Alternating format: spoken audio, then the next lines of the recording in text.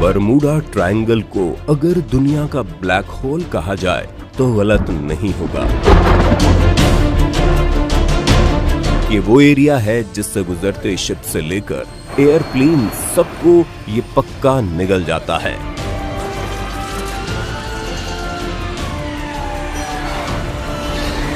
शायद ही कोई दूसरा इलाका ऐसा होगा जिससे डरकर सुपर पावर कहे जाने वाले कुछ देश भी अपना रास्ता बदल लेते हैं। कहां है वो सभी शिप्स जिन्हें यहाँ के समंदर ने अपने आगोश में ले लिया था? और क्या ऐसा भी हो सकता है कि यहाँ गुम हुए सभी लोग आज भी जिंदा है, बस हमारी दुनिया से दूर किसी नजरबंद इलाके में? जानेंगे सभी राज, तो आज की वीडियो को अंत तक जरूर देखना, क्योंकि हम आपके लिए लेकर आए हैं बरमूडा ट्रायंगल के छिपे हुए राज। पहले जान लेते हैं आखिर बरमूडा ट्रायंगल क्या है। अमेरिका के मियामी, पुएर्टो रिको और बरमूडा आइलैंड को जब 3 इमेजिनरी लाइनों से जोड़ा जाता है तो मौत का ये ट्रायंगल बनता है। इसी ट्रायंगल के अंदर के एरिया को बरमूडा ट्रायंगल कहा जाता है। ट्रायंगल्स को हमेशा से ही शक की निगाह से देखा जाता है और इनके साथ रहस्यमय चीजों का होना किसी न किसी तरह से जुड़ जाता है। इजिप्ट के पिरामिड भी इसकी एक मिसाल है। वही बरमूडा ट्रायंगल वो जगह है जिसे खारिज नहीं किया जा सकता, क्योंकि इसके पीछे न सिर्फ कुछ लोगों का पर दुनिया के बड़े बड़े देशों का विश्वास शामिल है।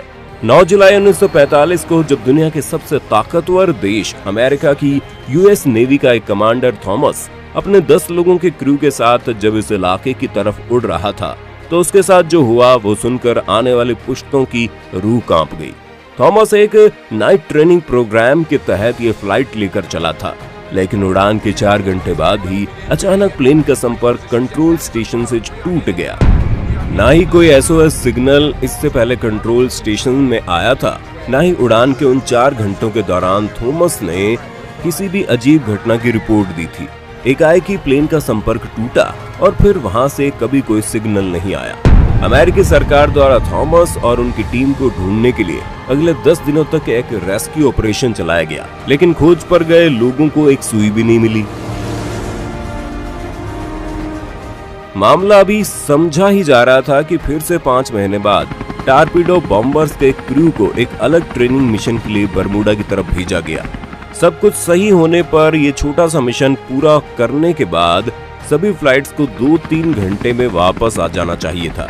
बरमूडा में घुसते ही सभी प्लेन्स में बैठे लोगों को एक साथ घबराहट महसूस होने लगी। कमांडर को दाल में कुछ काला लगा।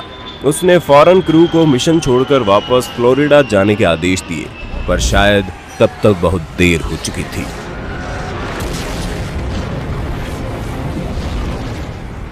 जब एक पायलट ने फ्लोरिडा का रास्ता ढूंढने की कोशिश की तो उसका कॉम्पास बंद पड़ गया और जहां तहां पॉइंट करने लगा। सुबह के लगभग 4 बज रहे थे। आसमान साफ था। उन्हें लगा कि वो सूरज की दिशा में देखकर फ्लोरिडा का पता लगा लेंगे, लेकिन फिर अचानक साफ आसमान को काले बादलों ने ढक लिया। क्रू ने आस नहीं छोड़ी और वह लगातार फ्लोरिडा स्टेशन को भी ये सभी बातें बता रहे थे। फिर सभी प्लेन्स का फ्यूल खत्म होने लगा और एक वक्त के बाद फ्लोरिडा स्टेशन का संपर्क उनसे टूट गया। मतलब साफ था, कुछ बहुत बड़ी दुर्घटना हो चुकी है। उसी दिन फिर एक रेस्क्यू प्लेन इन लोगों की खोज के लिए भेजा गया। ये प्लेन न सिर्फ हवा में उड़ सकता था, पर पानी में भी लैंड करने और तैरने की क्षमता रखता था। पर बरमूडा ट्रायंगल जैसे अपने अगले शिकार की ही तलाश में था और 1.5 घंटे बाद ये प्लेन वहां पहुंचा तो जरूर, लेकिन कभी लौट न सका। इतनी बड़ी घटना के बाद अगले 5 दिन तक अलग अलग रास्तों से इस इलाके में 100 से ज्यादा मिशन इन लोगों की खोज में भेजे गए, पर ना कभी प्लेन्स मिले और ना ही कभी क्रू मेंबर्स की लाशें। कहते हैं बरमूडा ट्रायंगल की मिस्ट्री इतनी पुरानी है कि जब क्रिस्टोफर कोलंबस ने अमेरिका की खोज की थी तो उसे भी इस रास्ते में अजीब सी चीजें दिखी थी।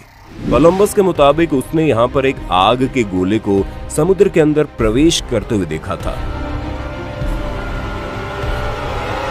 पर ना तो तब एयरप्लेन्स थे और ना ही कोई मेटियोर हो सकता था। तो 15वीं शताब्दी में ऐसा क्या था जिसे कोलंबस ने आसमान से गिरते हुए देखा था?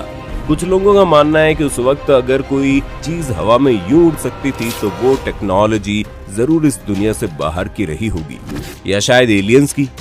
इस तरह की बातें उस वक्त आम जनता में उड़ने लगी और ऐसे में फ्लाइट्स की आवाजाही को इस तरह से इस इलाके में बंद कर इस बात का सबूत होता था कि सरकार भी इन बातों से सहमत है, जो इनकी कमजोरी को दर्शाती है। इसलिए उस वक्त यहाँ से आना जाना नहीं रोका गया। 1947 में 1, 1948 में 2 और 2020 आते आते ऐसे 30 से ज्यादा इंसिडेंट्स यहाँ पर हो चुके हैं। ये सभी घटनाएं आसमान में उड़ते प्लेन्स तक ही सीमित नहीं थी। पानी में चलती बड़ी बड़ी शिप्स में भी इसी तरह साफ मौसम में कंपास खराब हो जाया करते। कभी कभी तो इतनी तेजी से मौसम बदलता कि बड़ी बड़ी लहरों के सामने शिप्स ढह जाती। अगर खराब मौसम के कारण हम इन शिप्स का डूबना एक्सप्लेन भी कर दें, तो आप उन घटनाओं को कैसे समझाएंगे जहां बरमूडा ट्रायंगल के अंदर घुसते ही बिल्कुल अच्छे मौसम में शिप्स को ऐसे लगने लगता कि हजारों टन वजनी इन शिप्स को कोई जानबूझकर नीचे खींचकर डुबो रहा है। ना ही शिप में कोई होल होता, ना ही किसी और की तकनीकी समस्या। बस ये शिप्स एकाएक ये महसूस करते जैसे पाताल से उन्हें कोई अपनी ओर खींच रहा है। शिप से कूद जाने वाले लोग भी यहाँ पर तैर कर नहीं आ पाते थे और यही अदृश्य शक्ति महसूस करते थे। यहाँ पर डूबी ज्यादातर शिप्स उन प्लेन्स की तरह कभी नहीं मिली। यहाँ से बाहर आई तो सिर्फ कहानियां, वो कहानियां जिन्हें दिल की तसल्ली के लिए हम सिर्फ कहानी कहकर छोड़ देते हैं। ऐसा नहीं है कि बरमूडा ट्रायंगल की गुत्थी को सुलझाने की कोशिश नहीं की गई। इस पर कई अलग अलग थियरीज आती रही है, जैसे कंपास के काम न करने की वजह से बरमूडा ट्रायंगल के आसपास के इलाकों के मैग्नेट से समझाया गया। मौसम के बदलने को लेकर भी नासा ने यह तर्क दिया कि इस इलाके में हेक्सागोनल क्लाउड्स की मौजूदगी इसका एक एक्सप्लेनेशन हो सकती है। हेक्सागोनल क्लाउड्स को सबसे पहले नासा ने धरती पर नहीं बल्कि सैटर्न पर देखा था, और ये क्लाउड्स एक हेक्सागोन की शेप में होते हैं जिनके अंदर हवा बहुत तेजी से सेंटर की तरफ घूमती है, जो किसी भी एयरप्लेन को डिस्टर्ब कर सकती है। सच क्या है ये तो एक न एक दिन सामने आ ही जाएगा, पर तब तक आप बरमूडा ट्रायंगल के बारे में क्या सोचते हैं हमें जरूर बताएं। साथ ही बरमूडा ट्रायंगल से जुड़ी अनेक कहानियां हैं। अगर आप चाहते हैं कि वो कहानियां भी हम आपके सामने लेकर आते रहें तो आप हमें कमेंट्स में लिखिए, और वीडियो अगर पसंद आई हो तो इसे लाइक जरूर कर दें।